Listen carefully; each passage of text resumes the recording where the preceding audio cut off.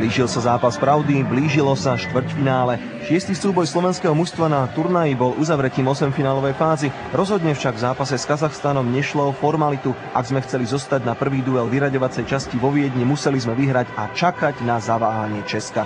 Tomu, že sme sa ceste pod Alpy nevyhli, však nezabránila ani naša výhra, ktorú začal gólom v presilovej hre v 6. minúte stretnutia kapitán Šatan.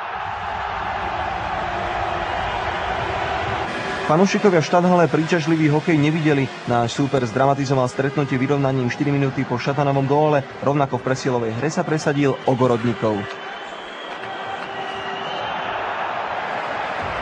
Napriek tomu sme však väčšiu časť zápasu mali vo svojich rukách. Jasne o tom svedčí 50 streleckých pokusov v priebehu celého stretnutia. 3 z nich skončili v sieti.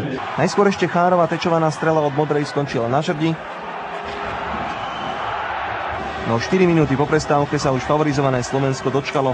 Po druhý raz sme vyhrávali. Palfina svojím 5. gólom dostal do vedenia 2-1. 6,5 tisíca fanúšikov na viedenských tribúnach, z ktorých bola opäť drvivá väčšina v drese s dvojkrížom, definitívne upokojil v 43. minúte Hanzuš. Vyhrali sme nad Kazachstanom 3-1 a